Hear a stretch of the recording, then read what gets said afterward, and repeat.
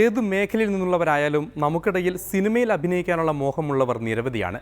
അതിൽ തന്നെ രാഷ്ട്രീയത്തിൽ നിന്നുള്ളവരാണ് തിരശ്ശീലയിലേക്ക് വരുന്നതെങ്കിൽ കാഴ്ചക്കാർക്ക് വലിയ ഹരമായിരിക്കും അത്.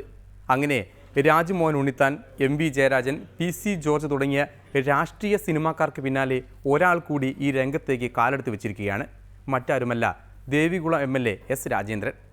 മൂന്നാറിലെ പൊമ്പിള്ളെ ഒരുമയെ സമരത്തിനെത്തിയ രാജേന്ദ്രനെ പൊമ്പിള്ളകൾ വിരട്ടി ഓടിച്ചപ്പോൾ അദ്ദേഹത്തിൻ്റെ മുഖത്ത് വിരിഞ്ഞ ഭാവങ്ങളാണ് ഈ സിനിമയിലേക്ക് അദ്ദേഹത്തെ തിരഞ്ഞെടുക്കാൻ കാരണമായതെന്ന് ചിത്രത്തിൻ്റെ സംവിധായകൻ അഭിപ്രായപ്പെട്ടു.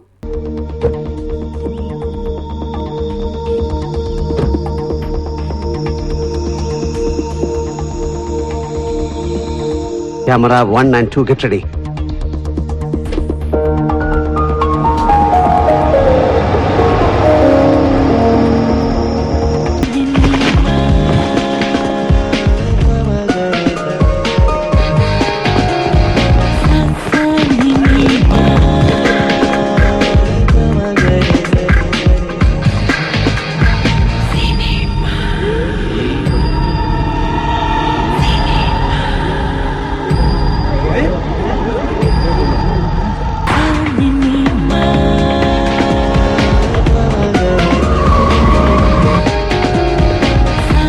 Camera 3 and 4.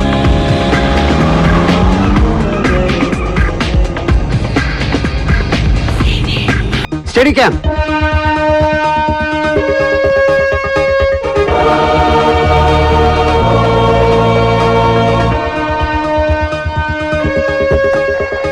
Camera 3 and 4. Police, everything get ready.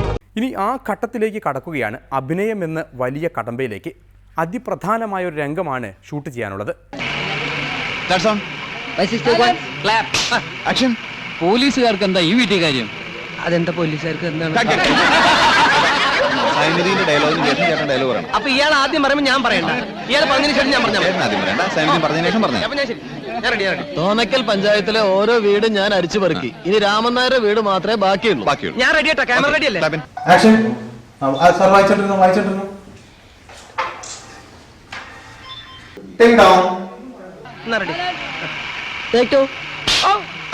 പോലീസുകാർക്ക് എന്താ ഈ വീട്ടിൽ കാര്യം? അതെന്താ ഡയലോഗ് പറയൂ.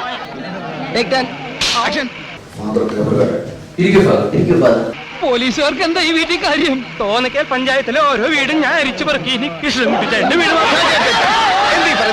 കൃഷ്ണൻകുട്ടിയല്ല രാമൻ നായർ. കൃഷ്ണൻകുട്ടി ചേട്ടോടിക്ക് പോയി. ഇനി രാമൻ നായരുടെ വീട് മാത്രമേ ബാക്കിയുള്ളൂ. രാമൻ നായരാണ്. രാമൻ നായർ ഒരു ഗ്ലാസ് വെള്ളം തന്നെ.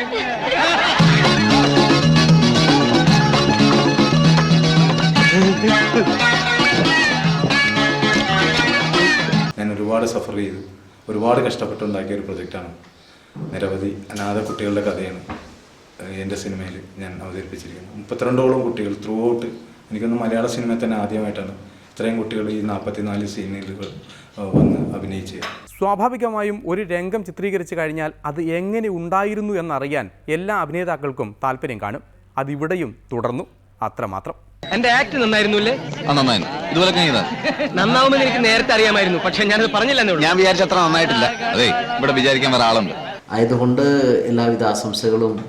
ഞാൻ ഈ അവസരത്തിൽ ഞാൻ തന്നെ അഭിനയിക്കുന്നു എന്നുള്ളത് കൊണ്ട് ഒരു ആശംസ പറയാനാവില്ലേലും ഇത്തരത്തിലേക്ക് കടന്നു വന്ന ഡയറക്ടർ, അതിൻ്റെ നിർമ്മാതാക്കൾ, പിന്നണി ഗായകരായിട്ടുള്ളവർ, ഇവരെല്ലാം ഇതിൻ്റെ പൊരുൾ മനസ്സിലാക്കിക്കൊണ്ടായിരിക്കും.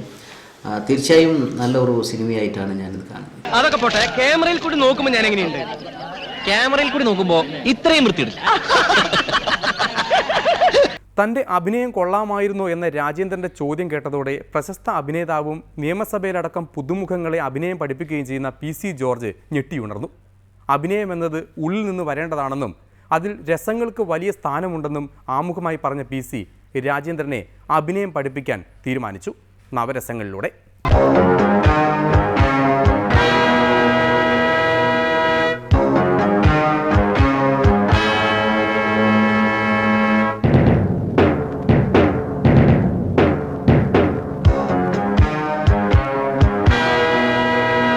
കഠിനമായ പഠനമാണത്. വിശദീകരിക്കാം. ശൃംഗാരം, കരുണം, വീരം, രൗദ്രം, ഹാസ്യം, ഭയാനകം, ബീഭത്സം, അത്ഭുതം, ശാന്തം. ഇവയ്ക്ക് പുറമെ ഞാൻ തന്നെ ഗവേഷണത്തിൽ കണ്ടെത്തിയ 4 രസങ്ങൾ വേറെയുമുണ്ട്. പാഠമധികം, സമയം തുച്ഛം, തടസ്സങ്ങൾ അനുവദനീയമല്ല, ശത്രുവായാലും മിത്രവായാലും. പതഞ്ജലി, ഭരതമുനി. എങ്കിൽ പിന്നെ സമയം കളയണ്ട, രസങ്ങളിലേക്ക് അടക്കാം. രസം ഉണ്ടാകുന്നത് എങ്ങനെയാണ്? രസം ഉണ്ടാവുകയല്ലോ, ഉണ്ടാക്കുകയല്ല. രസം ഉണ്ടാക്കുന്നത് എങ്ങനെയാണ്? എനിക്ക് കൃത്യമായിട്ട് അറിയില്ല, എന്നാലും ഏകദേശം പറയാം. ആദ്യം നമ്മൾ പരിപ്പ് വേവിക്കണം, 1 തക്കാളി ഇടാം, പിന്നെ കായവും കുരുമുളകും ചേർക്കണം, പിന്നെ എണ്ണ ചൂടാക്കിയിട്ട് അതിൽ കടുകും കറിവേപ്പിലയും പിന്നെ വെളുത്തുള്ളിയും മൂപ്പിച്ച് ചേർക്കണം. അത്ര ബുദ്ധിമുട്ടണമെന്നില്ല. രസമുണ്ടാക്കാനുള്ള പൊടി കടയിൽ കിട്ടും, പാക്കറ്റില്. അത് കിട്ടും. മിസ്റ്റർ, ഞാൻ നവരസങ്ങളെ കുറിച്ചാ പറയുന്നത്. ഇയാളൊരു മാരിമാടോ. ശൃംഗാരം ചെയ്യൂ. ഇങ്ങനെയാണോ ഞാൻ കാണിച്ചത്? ഇത് പശു ചാണകം ഇടുമ്പോഴുള്ള ഭാവമാണ്. എന്തായാലും PC-യുടെ പ്രത്യേക കോച്ചിങ് ക്ലാസ് കിട്ടിയതോടെ രാജേന്ദ്രൻ മെച്ചപ്പെടുമെന്നാണ് മനസ്സിലാക്കാൻ കഴിയുന്നത്. ഈ അഭിനയത്തോടെ MLA രാജേന്ദ്രൻ വളരെ സരസനായി കയ്യേറ്റക്കാരെയൊക്കെ ചിരിപ്പിച്ച് അകറ്റി നിർത്തുമെന്നും ഇത് റിപ്പോർട്ട് ചെയ്യാനെത്തുന്ന മാധ്യമങ്ങൾക്ക് പഴയതുപോലെ തെറി അഭിഷേകമായി നൽകാതെ സൽക്കരിച്ച് അകത്തിരുത്തുമെന്നുമാണ് കേൾക്കുന്നത്.